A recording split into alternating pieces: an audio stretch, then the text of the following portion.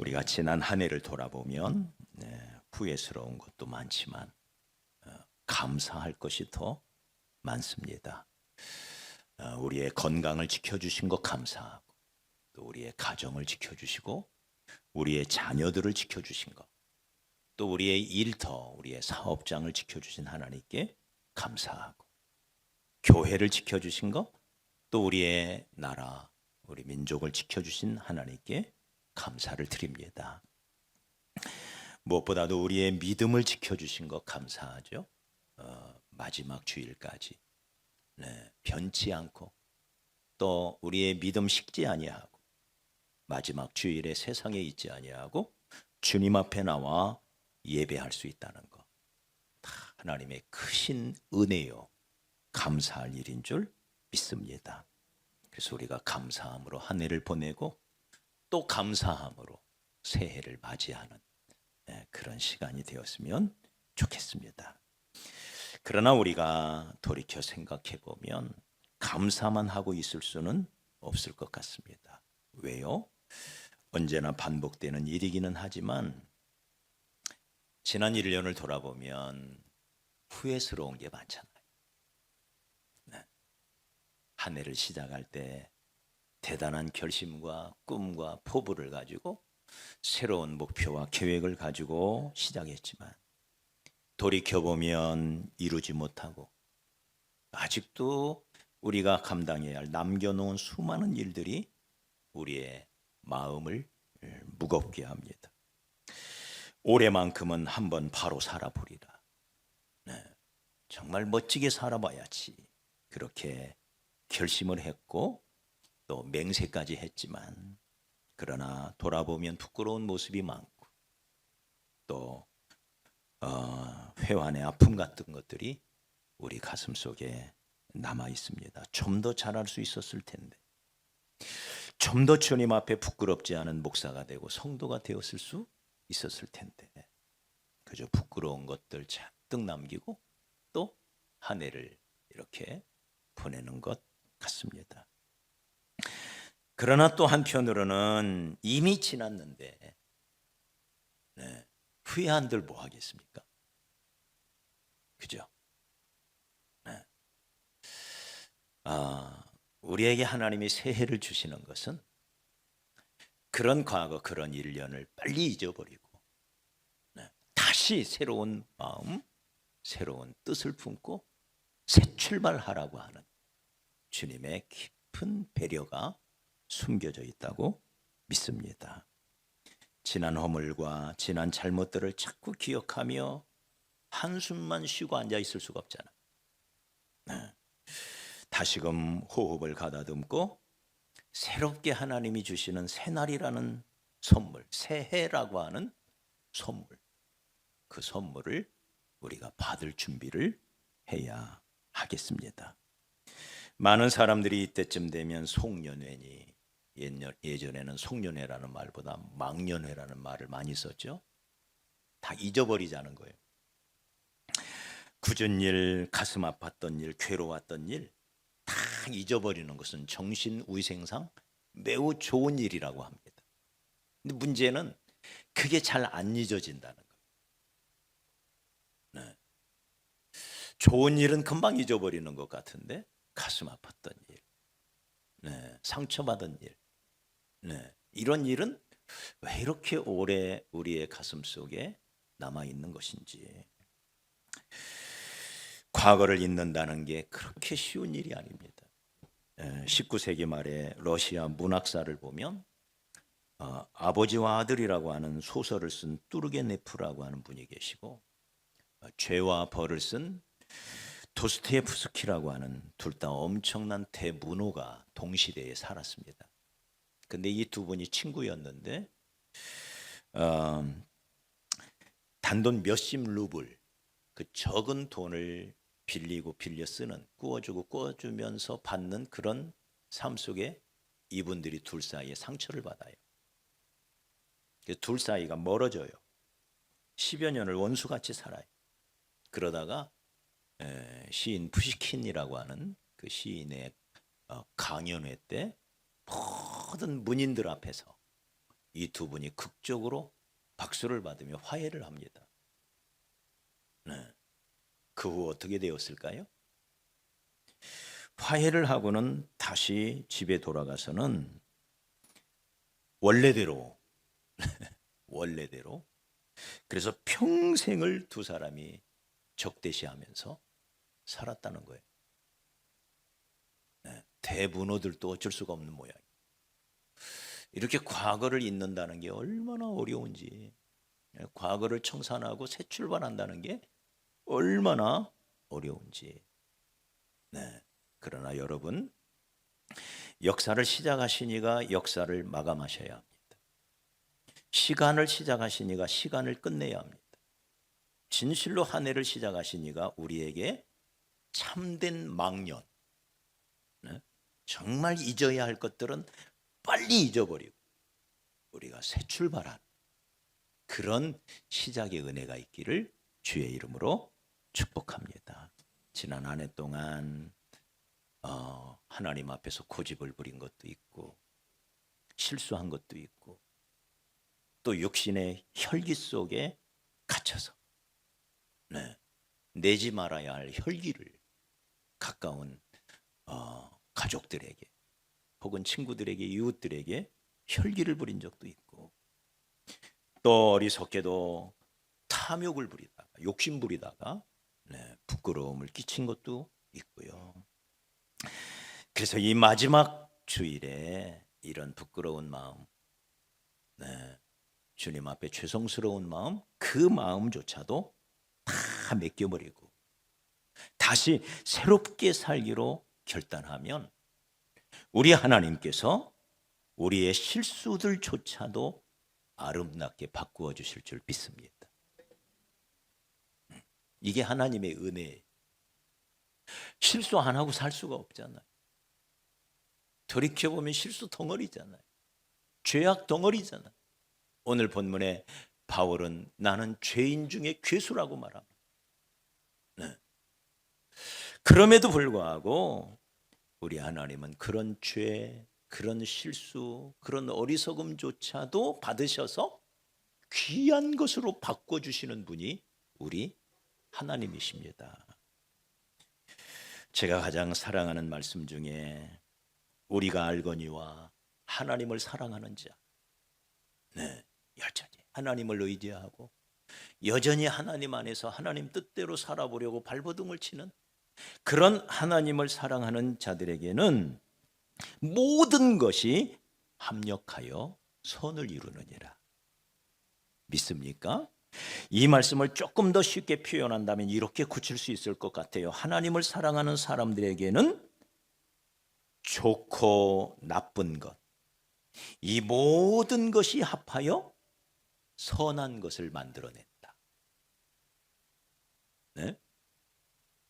좋은 것이 모여져서 선한 것이 되는 게 아니라 좋은 것, 나쁜 것이 있는데 그 모든 것이 서로 연합해서 서로 합력하여 선이 되는 그분이 우리 하나님이시라는 겁니다. 예전에 불렀던 복음 성가가 있죠. 아름답게 하셨네. 내가 주께 드린 모든 것 상한 심령뿐인데 주님은 아름답게 하셨네. 내가 주께 드린 건 절망과 실패. 그러나 주 아름답게 바꾸어 주셨네. 이게 우리 주님이시죠. 오늘 본문의 사도 바울에게도 과거가 있었습니다. 어떤 과거요? 여기 13절에는 이렇게 말합니다. 내가 과거에는 비방자요, 박해자요, 폭행자였으나 비방하고 박해하고 폭행했다고 하는 말은 어떻게 보면 좀 순화된 거죠. 바울은 어떤 사람이었나요? 예수 믿는 사람들 붙잡아다가 감옥에 가두고 그 중에 스데반 같은 사람은 자기가 돌로 쳐 죽이고 돌로 쳐 죽이는데 앞장섰던 살인자예요. 그런 바울이었지만 그래서 나는 죄인 중에 괴수라고 말하고 있지만 여기 12절에 보면 자신의 삶, 그런 과거의 삶, 그리고 오늘을 생각하면서 하나님 앞에 감사를 드려요. 12절에 보면 나를 능하게 하신 그리스도 예수 우리 주께 내가 감사함은, 그런 나였지만 내가 감사하는 것은 그런 나를 충성되이 여겨 내게 직분을 맡기셨다. 그러면서 14절에 이렇게 말합니다. 우리 주의 은혜가, 한량없는 주님의 은혜가 그리스도 예수 안에 있는 믿음과 사랑과 함께 넘치도록 풍성하였다. 합력하여 선을 이뤘다는 거죠. 네. 과거를 뛰어넘어 오늘을 멋지게 살아내는 사람, 그게 바울이었습니다.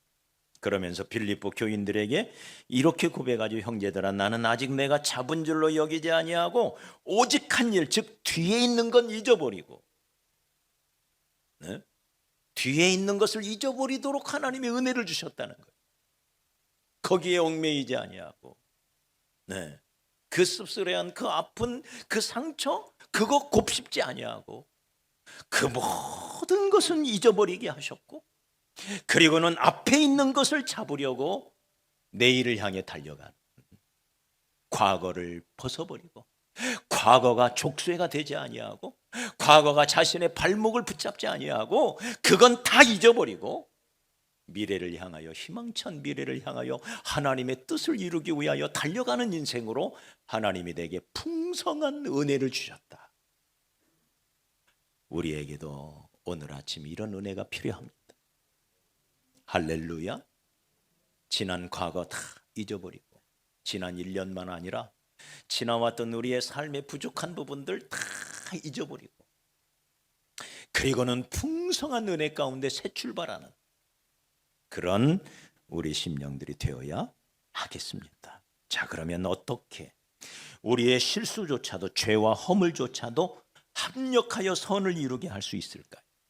어떻게 과거를 뛰어넘어 오늘을, 과거를 딛고 내일을 향하여 멋지게 나아가는 인생이 될 수가 있을까요? 첫째는 하나님 앞에 회개하는 마음을 가져야 합니다.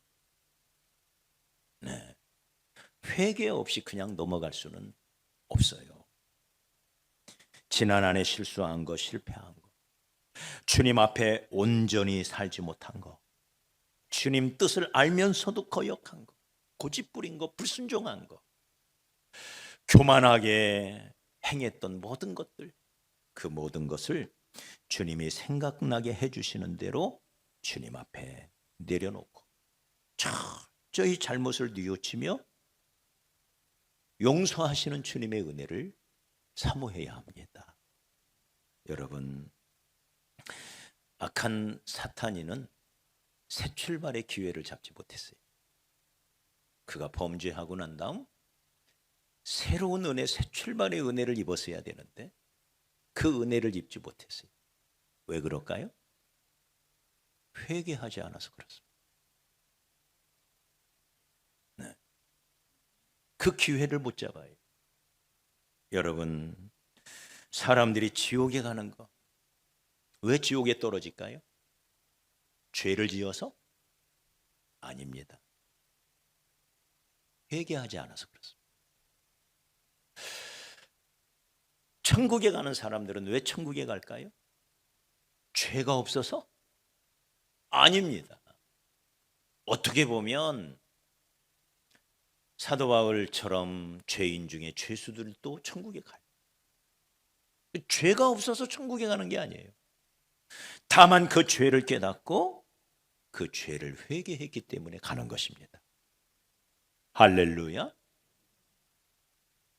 죄를 깨닫고 죄를 회개하지 않은 가룟 유다는 지옥으로 떨어져요. 사랑하는 여러분, 하나님 용서하여 주옵소서. 지난 1년 지나온 삶을 돌아보니 제가 잘못한 게 너무 많습니다. 다 제 탓입니다. 다 제 잘못입니다. 제가 어리석었습니다.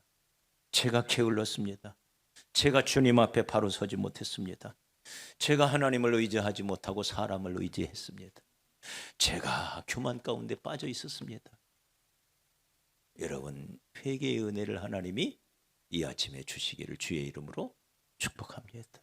우리 우리 가슴에 한번 손을 얹어보세요. 다 제 탓입니다. 따라서 합시다. 다 제 탓입니다. 다 제 잘못입니다. 주님, 저를 용서하여 주십시오. 할렐루야. 네, 여러분, 보혈로 씻지 못할 죄는 없어요. 어떤 죄라도 보혈은 다 씻을 수가 있습니다.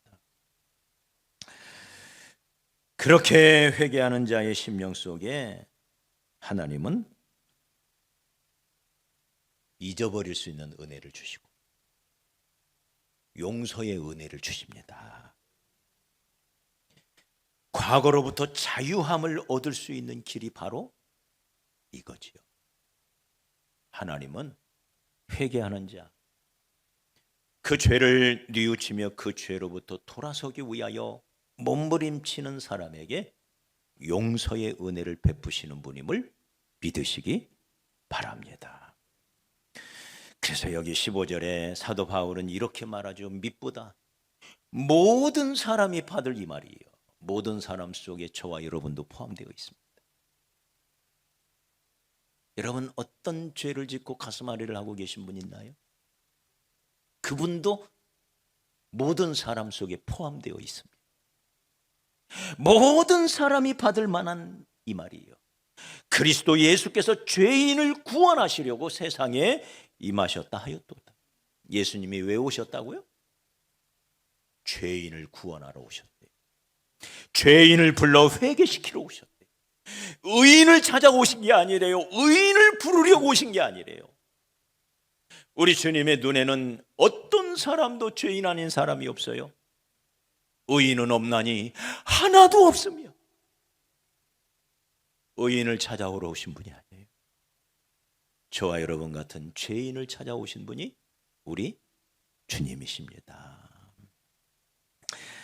모든 사람이 받을, 이 말이요. 이 말은 내가 받을 만한, 이 말이요. 예수께서 죄인인 나를 구원하시려고 세상에 오셨다. 우리 주님은 저와 여러분의 죄를 대신 짊어지셨습니다. 그분은 죄가 없으신 분이었어요. 그런데도 우리를 사랑하사 우리가 지은 모든 죄를 그분이 대신 짊어지셨습니다. 그래서 죄인이 되신 거예요. 네. 그러면서 이렇게 말하죠. 이사야 38장 17절에는 나의 모든 죄는 주의 등 뒤에 던지셨나이다. 저와 여러분이 지은 죄를 다시는 안 쳐다보려고 주의 등 뒤로 던지셨대요. 미가서 7장 19절에는 우리의 모든 죄를 깊은 바다에 던지셨나이다. 네? 완전히 깊이 장사 지냈다는 거예요. 깊은 바다에 우리가 지은 죄를 던지셨다. 시편 103편 12절에서는 동이 서에서 먼 것처럼 우리의 죄를 우리에게서 멀리 던지셨다. 동쪽 끝에서 서쪽 끝으로 우리의 죄를 던지셨대요. 히브리서 10장 17절에서는 우리의 죄와 우리의 불법을 내가 다시는 기억하지 아니하리라. 하나님의 기억 속에서 우리가 저지른 잘못들, 우리의 죄와 우리의 실수들을 아예 기억에서조차 빼내버리셨다. 완전한 용서지요. 완전한 용서. 우리가 용서받을 만한 조건이 있어서 용서를 받는 게 아닙니다. 그래서 13절과 16절에 보면 반복해서 하는 표현이 하나님의 긍휼이에요. 긍휼. 하나님이 나를 불쌍히 여겨서, 할렐루야, 나를 불쌍히 여겨서 내게 긍휼히 여기셔서 그 긍휼 때문에 하나님의 은혜가 나오는 거예요. 은혜가 뭐예요? 받을 자격이 없는 자에게 베풀어 주시는 무조건적인 호의예요. 그걸 은혜라고 해요. 내가 받을 아무런 자격이 없어요. 그러나 하나님이 나를 불쌍히 여겨서 내게 큰 은혜를 베풀어 주셨고, 그 은혜 때문에 우리는 죄사함을 받아서 그 죄를 동이 서에서 먼 것처럼 깊은 바다에 던지시고 심지어 하나님의 기억에서조차 빼내버리는 놀라운 용서를 우리에게 허락해 주신 것입니다. 그 용서 때문에 우리는 다시 일어나 새 출발할 수가 있는 것이죠. 사랑하는 여러분, 새 옷을 입으려면 먼저 헌 옷을 벗어야 됩니다. 맞아요? 냄새나는 헌 옷을 입은 채로 새 옷 입은들 뭐 하겠어요? 먼저 헌 옷을 벗어야 돼요. 어떻게 벗을까? 이 아침 지난 1년을 돌아보며 회개할 것 회개하고 뉘우칠 것 뉘우치고, 하나님 다 제 잘못입니다. 제 탓이오니 용서하여 주십시오. 하나님, 제가 게을렀고, 제가 교만했고, 제가 어리석었고, 제가 불순종했고, 제가 고집부렸고, 다 제 잘못입니다. 하나님 앞에 용서의 기도를 드리시기를 주의 이름으로 축복합니다. 만일 우리가 우리 죄를 자백하면 저는 미쁘시고 의로우사 우리 죄를 사하시며 모든 불의에서 우리를 깨끗게 하실 것이다. 믿습니까? 우리 죄를 도말해 주신다. 깨끗하게 씻어 주신다. 그러면서 용서의 하나님은 우리에게 용서하라고 요구하십니다. 네. 우리가 회개하면, 따라서 한번 해봐요. 우리가 회개하면 하나님과의 관계가 회복이 되고, 우리가 용서하면 사람과의 관계가 회복이 됩니다. 우리는 다 죄인이에요. 내 안에 죄가 있듯이 네 안에도 죄가 있고, 내 안에 연약함이 있듯이 네 안에도 연약함이 있어요. 피장파장이에요. 우리는 다 한결같이 죄악 가운데서 태어나 죄악을 먹으면서 살아요. 숨 쉬는 것 자체가 죄일 때가 너무 많아요. 하나님은 그런 우리를 용서해 주셨고, 그러면서도 우리에게 또 요구하는 거 있어요. 내가 너희를 용서했으니 너희도 용서하면서 살아라. 할렐루야. 주님 오시는 그날까지 끝없이 용서하며 살아라. 에베소서 4장 32절에 보니 서로 친절하게 하며 서로 불쌍히 여기며 서로 긍휼히 여기래요. 네. 다 우리는 연약하기 때문에 다 넘어지고 죄를 지으며 살 때가 너무 많아요. 그래서 서로를 불쌍히 여기래요. 그러면서 서로 용서하기를 하나님이 그리스도 안에서 너희를 용서하심처럼 너희도 용서하며 살아라. 골로새서 3장 13절에 보니 누가 누구에게 불만이 있거든 서로 용납하여 피차 용서하되 주께서 너희를 용서하신 것 같이 너희도 그리하고. 여러분 옆 사람 한번 쳐다봐 봐요. 불만스럽지요? 네? 그죠? 남편 얼굴 한번 쳐다봐 봐요. 불만스럽지요? 네. 자, 이게 우리란 말이에요. 그렇게 불만함이 있거든, 불만이 있거든 서로 용납하여 피차 용서하되 주께서 너를 용서하신 것처럼 해라. 그러면서 마태복음 18장 21절로 22절에는 주의 형제가 내게 죄를 범하면 몇 번까지 용서하여 주리이까? 7번까지 하오리까? 그러자 주님이 말하기를 아니다. 7번뿐 아니라 70번씩 7번이라도 용서해라. 우리는 회개하고 또 넘어지. 회개하고 또 넘어지. 사람이 쉽게 변하나요? 안 변해요. 이스라엘 백성 40년을 보세요. 처음부터 끝까지 또 넘어지고 또 넘어지고. 그런데 감사한 것은 그러면서 조금씩 가나안이 가까워지자. 할렐루야. 하나님께서 우리가 구원받자마자 하늘나라로 데려가지 아니하고 이 땅에 남겨두신 이유가 그거예요. 조금씩 빚어져서 하나님 나라에 들어갈 백성으로 준비해 가지고 와라. 그런 의미. 네.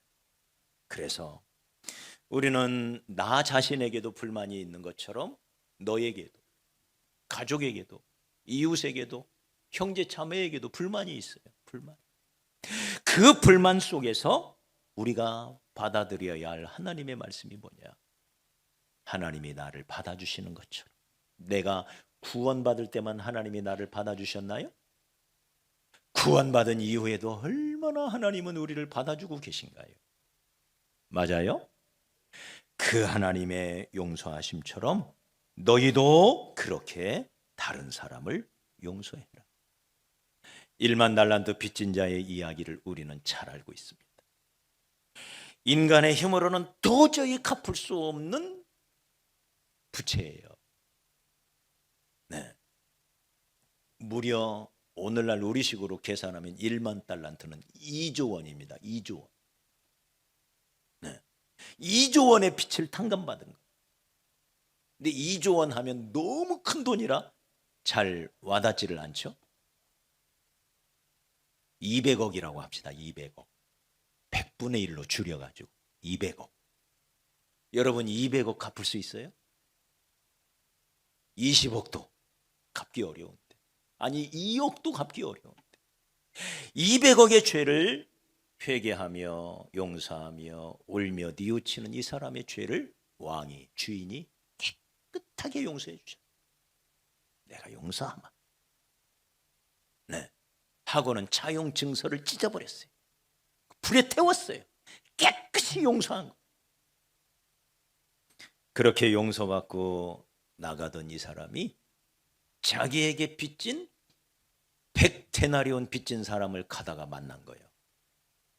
100데나리온은 2천만 원입니다. 2천만 원. 2조 원을 탕감받았는데 가다가 2천만 원 빚진 자를 만난 거예요. 100분의 1로 줄입시다. 이것도. 네, 200억으로 줄였으니까 2천만 원이면 100분의 1이면 20만 원이에요. 20만 원. 20만 원. 200억을 용서받고 가다가 20만 원 빚진 사람을 만난 거예요. 그러자 내 이놈, 내 돈 언제 갚을 거야 하고는 멱살을 잡아서 갖다 감옥에 가뒀다. 이것을 주인이 들어요. 참 기가 막혀. 내가 200억을 용서해 줬는데 그거 20만 원도 용서 못해. 네? 그놈 다시 붙잡아다가 감옥에 쳐넣어라. 이렇게 된 거예요. 그래서 네가 용서받은 것처럼 다른 사람도 용서해라. 더 정확하게 말하면 너희의 큰 죄를 용서받았으니 형제의 작은 죄를 용서해라. 그 말이죠. 네? 이게 그 말이에요. 너의 큰 죄를 용서받았으니 너에게 잘못하는 형제의 작은 죄를 용서하며 살아라. 여러분, 용서는 인간관계의 가장 중요한 요소입니다. 다 실수가 많고 죄가 많기 때문에 용서 안 하고는 좋은 인간관계를 맺을 수가 없어요.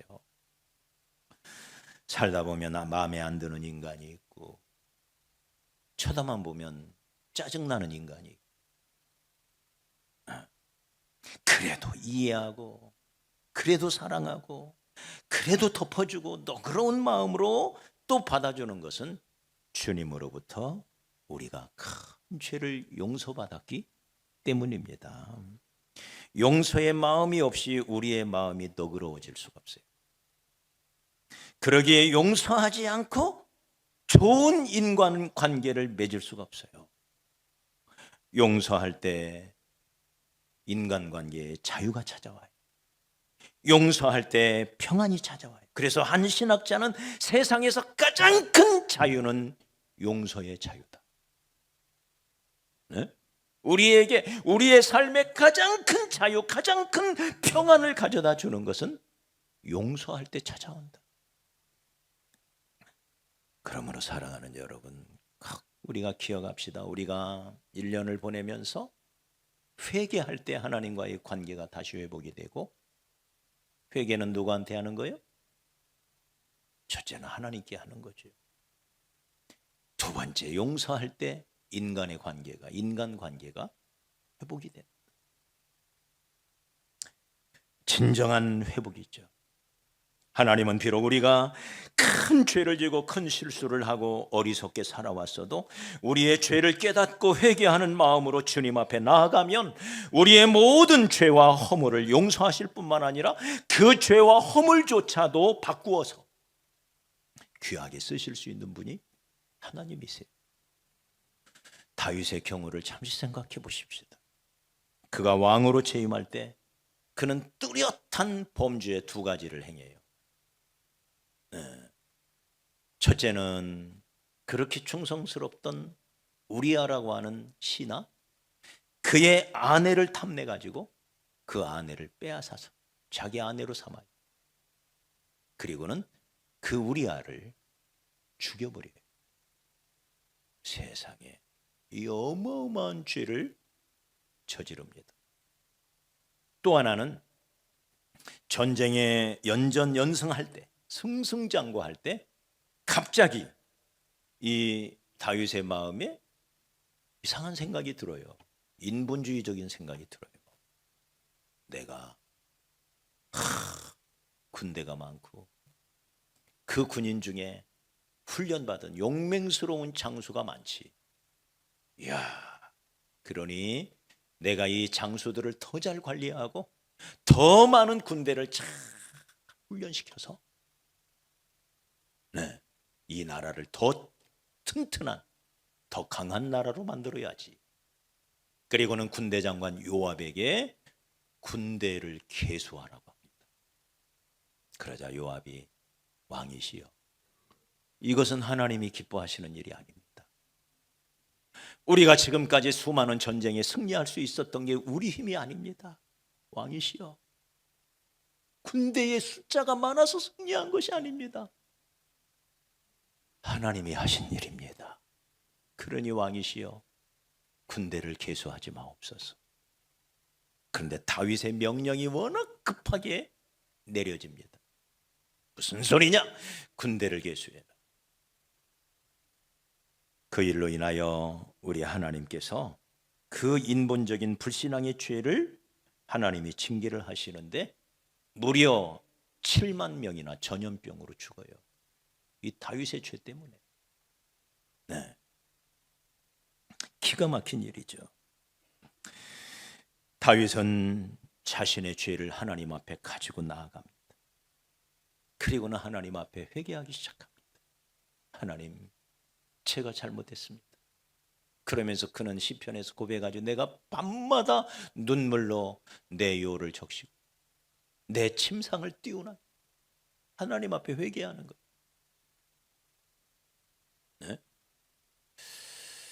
그런 다윗에게 하나님은 은혜를 베풀어 주십니다. 회개한 다윗에게 어떤 은혜를 주시나요? 그런 밧세바를 통해서 하나님이 솔로몬을 보내세요. 할렐루야. 그 밧세바를 통해서 솔로몬이 태어나게. 7만 명이 죽어나가던 현장 앞에 다윗이 급하게 제물을 준비하여 나아갑니다. 그리고는 하나님 앞에 회개의 번제를 드려요. 그 번제를 드린 땅이 어디냐? 여부스 사람 오르난의 타작마당이라 그랬어요. 그 타작마당을 급하게 돈으로 사고 거기에 회개의 번제를 하나님 앞에 드렸더니 하나님께서 그 오르난의 타작마당을 변하여 성전터로 삼으십니다. 그래서 솔로몬 성전이 그 자리에 세워져요. 회개의 자리. 하나님이 베푸시는 은혜지요. 합력하여 선을 이루시는 우리의 죄와 과거의 허물까지도 그것을 회개하는 자에게 용서의 은혜를 주실 뿐만 아니라 그 죄조차도 하나님께서 귀하게 사용하셔서 선으로 바꿔주시는, 아름답게 하시는 분이 우리 하나님이라는 사실을 깨닫고 우리가 하나님 앞에 회개하는 마음으로 나아가야 할 줄 믿습니다. 하나님께 회개하고 그러면 하나님이 우리를 용서해 주시고 용서받은 우리는 큰 죄를 용서받았으니 작은 죄를 범하는 우리의 이웃들에게 우리의 형제 자매들에게 우리도 용서를 베푸는 것 마땅한 의무인 줄 믿습니다. 그렇게 한 해를 마무리했으면 좋겠습니다.